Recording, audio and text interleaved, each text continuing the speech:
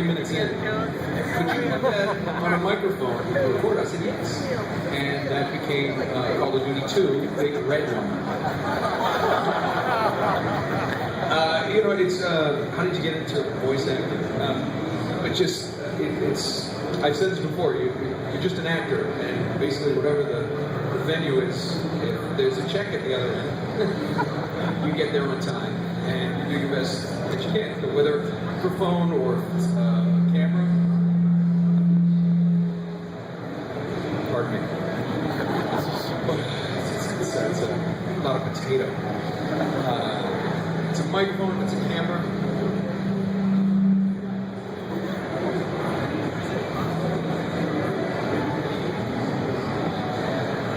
It's all the same. And I'm just happy to continue working. And thanks to everybody out there. Are you support? It's called upstaging. So Troy, so before you came out to Los Angeles, were you working in film and doing voice, or where did you start off?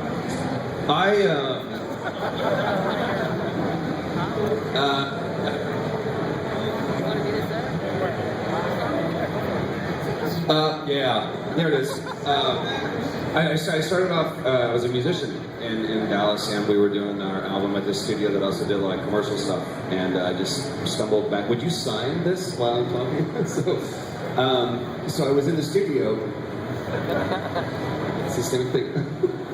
And just happened to be the right place, the right time. They were doing car commercials, and so that kind of led into doing other things. And Chris Sabat, if anybody knows Dragon Ball Z, Vegeta, yeah. And that guy was my gateway drug into VO, and he got me started in that. Actually, my first video game was with Gearbox, with Brothers in Arms. I played Matt Baker, and moved out here, and this guy was fortunate or gracious enough to give me a job, and we started doing video games out here, and it's kind of become my bread and butter. I'm just picking up the scraps after this guy. So, yeah, that's my thing.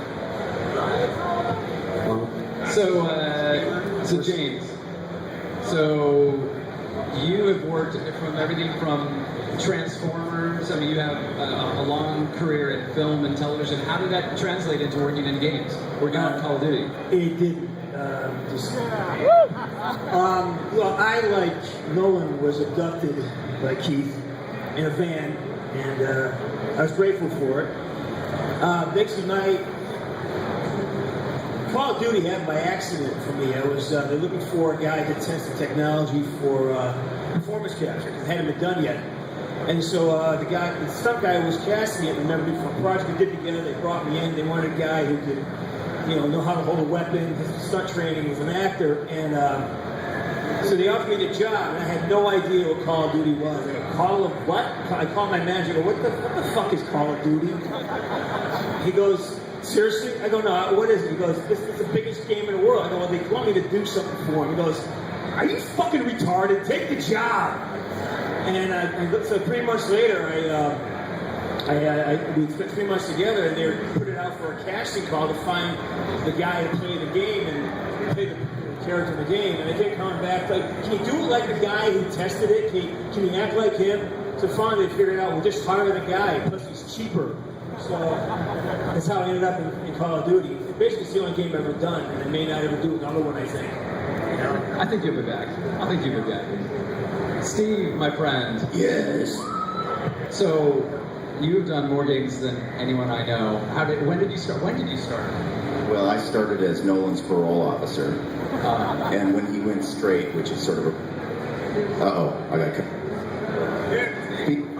Just Nolan's people, see, they're censored everywhere. That's karma. Yeah. Taste. How does it taste? He's got a button back there, don't let it fool you. There's no such thing. Let me answer like Steve Bloom can answer this one. As you. It's my turn. Okay. I started in anime about 20-something years ago, and video games was just a natural transition for me. My first video game was actually for LucasArts in Full Throttle many years ago. Great game. And it was kind of the same process as working in anime, except I didn't have to match lip flaps, so it was just a natural transition for me. And And I'm the guy who's willing to stream for 4 hours. I think there are a few of us here that are willing to stream for 4 hours, and I think that's why I work so much, because I have extra organs that will accommodate that. And David, so tell me a little bit about your experience. How did you get into doing voice acting? So I'm the only non-professional voice actor up on the panel today. I'm a biz dev guy at Gearbox Software. You guys know Borderlands and Brothers in Arms and those games and so on. So what's funny is Troy and I actually know some of the same people. I went to high school with a voice actor named Kyle Hebert. I've friends with him for years. I lived down the street from Chris Sabat, and neither one of those guys helped me at all. So what I did is I was around the office and somebody suggested that maybe I could play a needy and irritating yet slightly lovable little character, and it was typecasting. So that's how I got it. I have done voices in games actually since about '97. I would do voices for friends of mine. My first game was Sin by Ritual Entertainment, if you remember that. I did a lot of text grunts and Marines and so on. And but this is the first time I've ever done anything where there was a breakout character, I guess, and people actually liked it. So yay me.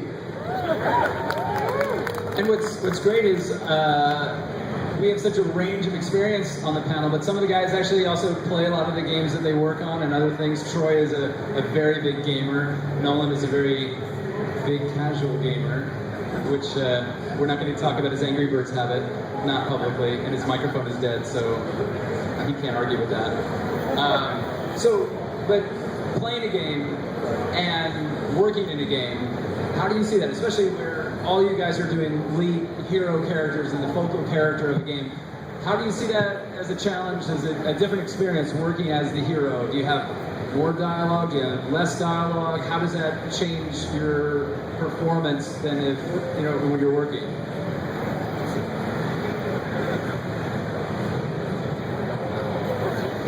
Well, I first thought that. There we go. I think we've seen like the model of the hero change, especially over like the last 5 years. I think this one, that one works too. Oh, this is fantastic. And I think a lot of it really changed with what Nate Drake brought, because we saw a different kind of even reluctant hero, is brash, adventurous guy, but was a very attainable person. And I think that what I try to do, bringing like experience as a gamer to whatever I play, is just having that perception of what pisses me off in a game, and don't do that. So that's kind of one of the things that as a gamer, it kind of gives me a little bit of not an edge, but more of like a perspective if I'm helping to make a game or whatever, is understanding what they're going to try to do with that performance and how that relates to the story and the gameplay, and just what do I want to play? What am I going to want to end up playing? So that's what I do.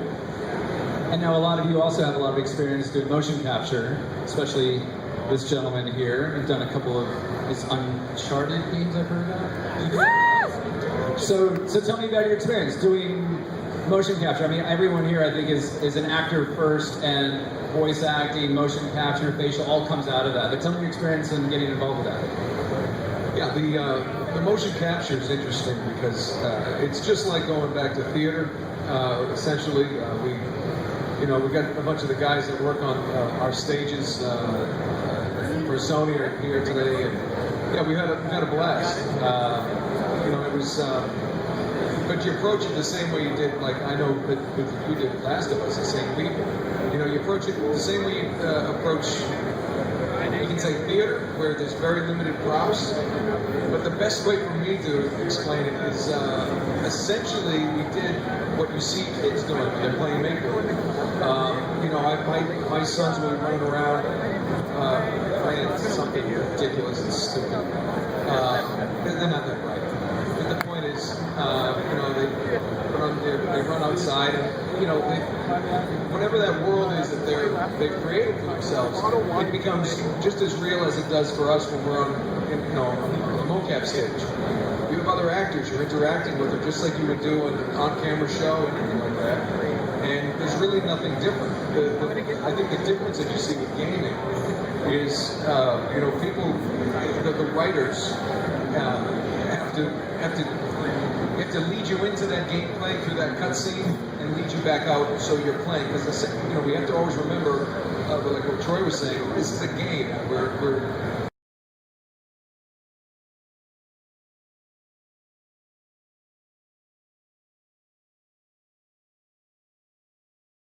okay. You know, we have to get over there. You know, you don't want to see the character doing that. You don't have to over-enunciate. You just try to make it as natural as possible. And then, you know, the geniuses at the developer's office, the designers, the programmers, they put that all together.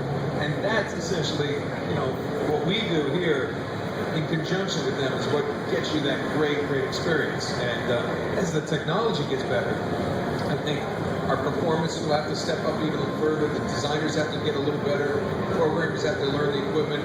And it's just, I mean, I don't see any end in how this is going to, it's going to become more and more real, you know, until, you know, eventually everybody here is going to be in a mocap suit. You're going to be like shooting me, Troy. But hopefully Steve. Everyone should shoot Steve. I get a lot. I get a lot of that.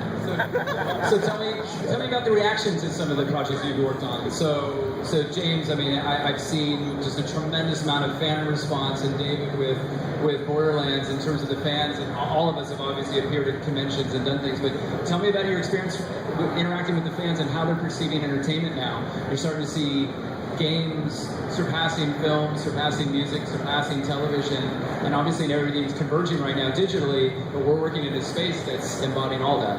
Well, I think what's happening, my experience so far has been that video game has sort of closed the gap between generations. We're just in Afghanistan on a USO tour, and you have guys who are 19 years old talking about the same things as their 65-year-old commanders, because there's a convergence of the mediums. Like, I'll be at a convention, I'll be talking to a 12-year-old kid, and say, "Oh, Mom, it's Woods." And his mom, "No, that's Vaughn from General Hospital." And there's this connection because you have this, you play these roles in TV and film that the parents and, you know, they recognize you from. Also, the kids have the same identification of the same guy. And it has this crossover where, you know, the parents are now becoming interested in the game. Well, what is this game? Or what is this thing you're doing in 12 hours a day as a kid? And that's it's created opportunities with actors to cross over in the genres. You know, your viability as a performer in a video game is now translating into your viability as a film actor and a television actor. And that's a great opportunity. It's brand new. It's only 3 or 4 years since that started happening. And David, so tell me, how did you end up voicing your character? Actually, Mikey and Mikey Newman, who was the writer for Borderlands. You guys hear me all right? We'll do this. Mikey and I were playing around the studio, so a lot of the lines that you hear of Claptrap were actually just ad-lib. We rolled the tape. I guess it's tape anymore; it's digital, but we just let it run and then edited down everything that we wanted to keep. So Mikey wrote down the lines of intent, and we just looked around and had a lot of fun. You know, the cool thing for me about being a voice actor in video games is I've been in video games for 15 years. And I finally have credibility with my kids that I actually make games. That's really cool for them. Before it was just pushing paper and making deals and so on. And now I'm Dad Claptrap, and they brag to all their friends about it. So that's probably the coolest part for me. That's fantastic. So Steve, Yes. so I want to hear a story. Tell me one of the best and worst moments of your career. Well, worst, Nolan North. Yeah. I'm not used to working naked, and Nolan demands that if I'm in the same room. So, yeah.